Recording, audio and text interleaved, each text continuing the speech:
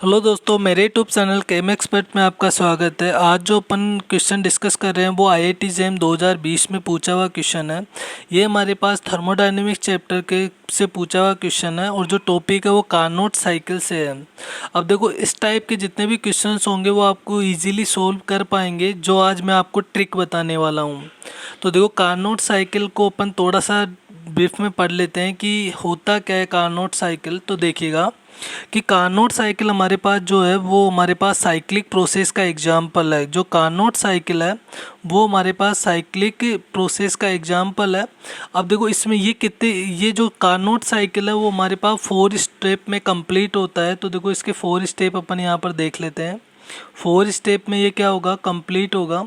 और 4 स्टेप में हमारे पास देखो कौन कौन, फर्स्ट स्टेप कौन सा है। देखो, फर्स्ट स्टेप हमारे पास जो होगा, या आप प्रोसेस बोल सकते हो, फर्स्ट हमारे पास कौन सा होगा, आइसोथर्मल रिवर्सिबल एक्सपेंशन। सेकंड हमारे पास जो होगा वो हमारे पास होगा एडियाबेटिक रिवर्सिबल एक्सपेंशन।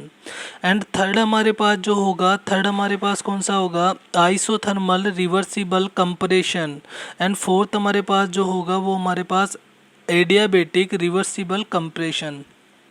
देखो, एक वर्ड यूज़ अपन यहाँ पर कर रहे हैं, ये हमारे पास क्या है, आइसोथर्मल है। आइसोथर्मल, और आइसोथर्मल का मतलब क्या होता है, देखो आइसोथर्मल का मतलब होता है कि यहाँ पर हमारे पास टेम्परेचर क्या होगा, टेम्परेचर हमारे पास कांस्टेंट होता है आइसोथर्मल प्रोसेस में। ठीक है। अब एक और वर्ड यूज़ कर रहे हैं अपन यहाँ पर, एडियाबेटिक। एडियाबेटिक का मतलब क्या होता है, देखो एडियाबेटिक का मतलब होता है यहाँ पर हीट क्या होंगी हमारे पास, हीट यानी कि हमारे पास जो क्यू होगा वो हमारे पास क्या होता है, कांस्टेंट होगा एडियाबेटिक में। ठीक है। और एक और वर्ड यूज अपन कर रहे हैं यहाँ पर, एक्सपेंशन। हमारे पास जो एक्सपेंशन वर्ड का मतलब क्या होता है, देखो एक्सपेंशन में हमारे पास क्या होगा, एक्सपेंशन में जब अपन टेम्परेचर की बात करते हैं तो टेम्परेचर क्या होता है, डिक्रीज होता है टेम्परेचर। और भी यहाँ पर पैरामीटर यूज़ करेंगे अपन, पर यहाँ ओनली मैं टेम्परेचर की बात कर रहा हूँ। टेम्परेचर डिक्रीज होता है। और कंप्रेशन की मैं बात करूँ तो कंप्रेशन में हमारे पास जो टेम्परेचर होगा वो हमारे पास क्या होगा, इंक्रीज होगा। किस तरह से इंक्रीज होता है वो ओवरऑल थर्मोडायनेमिक्स अपन पढ़ेंगे तो वहाँ अपन डिस्कस कर लेंगे। ठीक है। तो ये आपको याद रखना है इतना सा। ठीक है। अब अपन यहाँ पर कुछ ट्रिक देखने वाले हैं, और जो ट्रिक है वो हमारे पास मोस्ट इंपॉर्टेंट होने वाली है। फिर आपके सामने किसी भी ग्राफ बनाए, चाहे यू और टी में बनाए, चाहे यूएस में बनाए, चाहे एच या एस में बनाए, या एच या टी में बनाए, या प्रेशर या एंट्रोपी में बनाए। जैसे ये जो ग्राफ है हमारे पास टेम्परेचर और एंट्रोपी में पूछा हुआ है। ठीक है।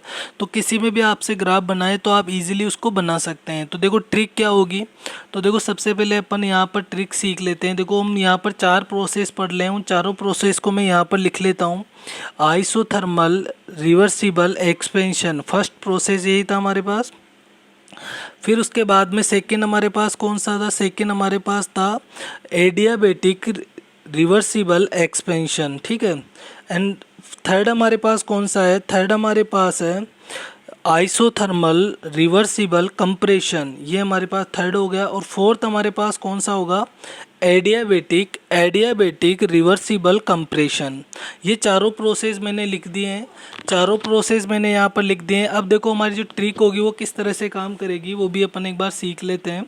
तो यहाँ पर अपने को क्या करना है, सारे पैरामीटर देखना है कि इस प्रोसेस में, जैसे टेम्परेचर का आपको पता चला कि आइसोथर्मल में कांस्टेंट होगा, वैसे हम और भी पैरामीटर के बारे में जान लेते हैं। तो देखो, सबसे पहले मैं बात करूँ आइसोथर्मल रिवर्सिबल एक्सपेंशन में टेम्परेचर क्या होगा, टेम्परेचर अभी भी आपने पढ़ा, टेम्परेचर क्या होगा, कांस्टेंट होता है। ठीक है।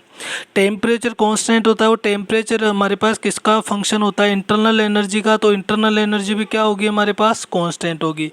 इंटरनल एनर्जी कांस्टेंट है यहाँ तो डेल्टा एच भी क्या होगा, यहाँ पर कांस्टेंट ही होगा। तो देखो, ये तीनों के तीनों पैरामीटर क्या होंगे, एक दूसरे के क्या होंगे, रिलेटेड होते हैं। तो ये एक दूसरे सारे के सारे क्या होंगे, कांस्टेंट हो जाएंगे। अब नेक्स्ट मैं बात करता हूँ, देखो एक्सपेंशन वर्ड यूज़ कर रखा है। तो एक्सपेंशन का मतलब यहाँ पर वॉल्यूम क्या होगा, वॉल्यूम क्या होगा, एक्सपेंशन होगा, यानी कि बढ़ेगा। तो मैं इसको क्या लिख देता हूँ, पॉजिटिव साइन से इंडिकेट कर देता हूँ कि वॉल्यूम क्या होगा, इंक्रीज होगा एक्सपेंशन में। अब वॉल्यूम क्या होगा, इन्वर्सली प्रोपोर्शनल टू होता है प्रेशर के, ये बॉयल्स लॉ के अकॉर्डिंग हमें पता है। तो यहाँ पर क्या होगा, डेल्टा पी क्या होगा, डिक्रीज होगा। तो मैं इसको नेगेटिव से लिख देता हूँ, ठीक है, कि यहाँ पर हमारे पास जो प्रेशर होगा वो क्या होगा, डिक्रीज होगा। अब मैं बात कर लेता हूँ एंट्रोपी की। एंट्रोपी क्या होगी, देखो एक्सपेंशन कोई चीज़ हो रही है हमारे पास तो वहाँ पर एंट्रोपी क्या होगी, बढ़ेगी। जैसे हमारे पास जो गैसियस मॉलिक्यूल्स होते हैं उनकी एंट्रोपी क्या होगी, यदि अपन उसको कंप्रेस कर देते हैं तो एंट्रोपी घट जाती है, यदि उसको एक्सपेंड कर दे तो उसकी एंट्रोपी क्या होगी, बढ़ जाएगी। तो एक्सपेंशन में एंट्रोपी क्या होगी, इंक्रीज हो जाएगी, ठीक है।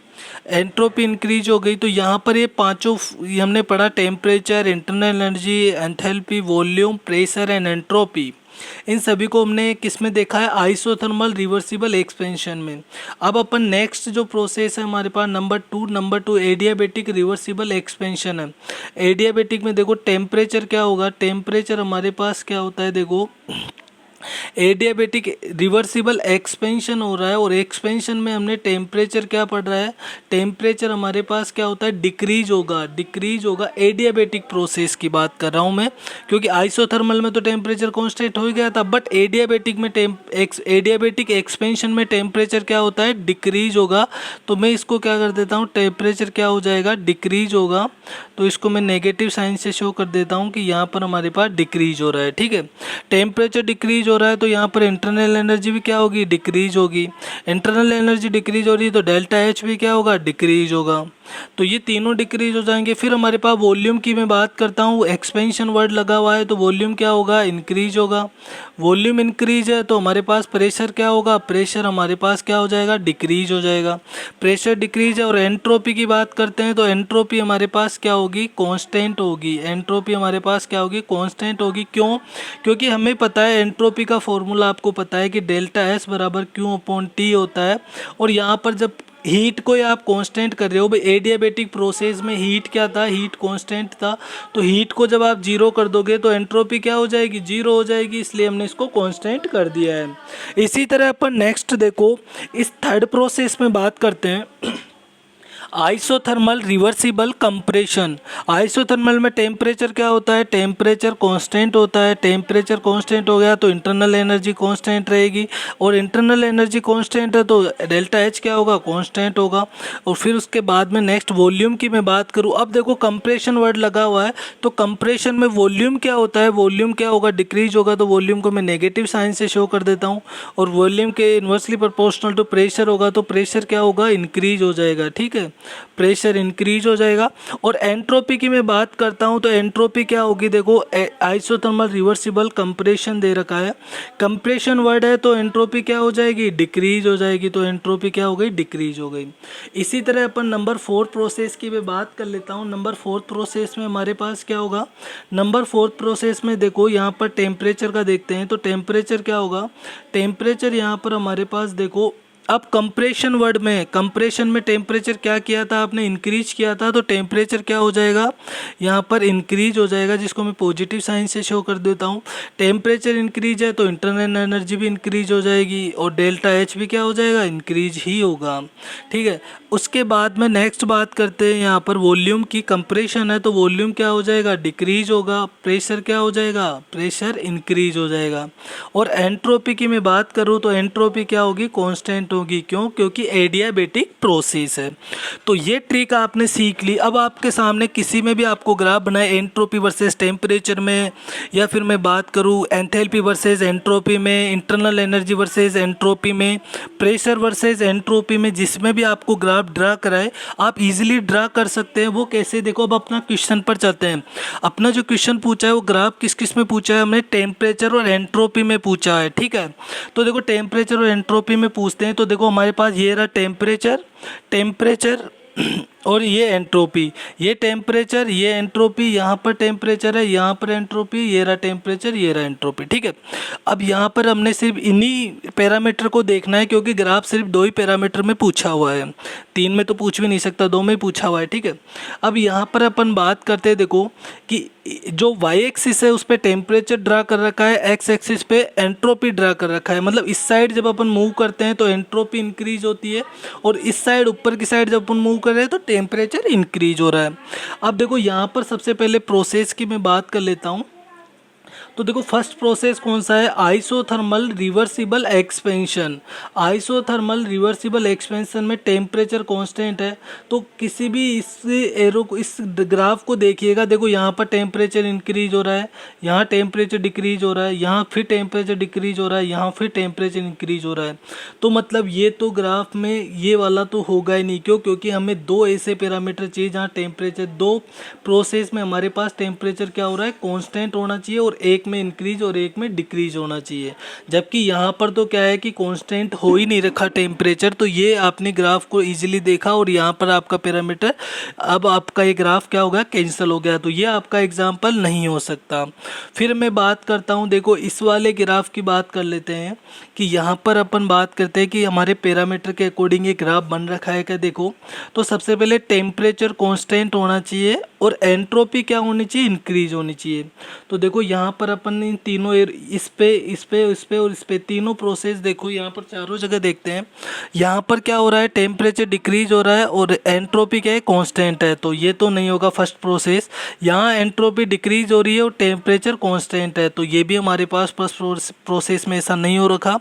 यहाँ देखते हैं तो हमारे पास क्या होता है, टेम्परेचर इंक्रीज हो रहा है बट एंट्रोपी क्या हो रही है, कांस्टेंट हो रही है।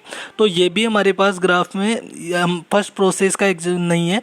फर्स्ट प्रोसेस में क्या है, टेम्परेचर कांस्टेंट और एंट्रोपी इंक्रीज। अब देखो टेम्परेचर क्या हो रहा है, कांस्टेंट है, इस साइड यहाँ पर टेम्परेचर क्या है, कांस्टेंट है, और एंट्रोपी देखो लेफ्ट टू राइट एंट्रोपी बढ़ रही है। तो फर्स्ट प्रोसेस ये हो जाएगा कि आइसोथर्मल रिवर्सिबल एक्सपेंशन, जिसमें टेम्परेचर क्या हो रहा है, इंक्रीज, टेम्परेचर कांस्टेंट है और एंट्रोपी क्या हो रही है, इंक्रीज हो रही है। ठीक है। अब देखो नेक्स्ट प्रोसेस में हमारे पास क्या हो रहा है कि इस साइड में जाएगा, एरो के अकॉर्डिंग आप देख लीजिएगा। वैसे तो आपको जो क्वेश्चन में एरो बनाकर दिया है, वैसे एरो बनाकर नहीं देता आपको, तो फिर आप कंफ्यूज होते हैं कि ये एरो इस साइड मूव करवाना है या इस साइड। फिर भी अपने को एरो दे रखा है तो आपको इजीली पता है कि अब अगला जो प्रोसेस होगा वो यही होगा, इस साइड तो होने से रहा। फिर भी अपन अपने ट्रिक के अकॉर्डिंग देखने वाले हैं।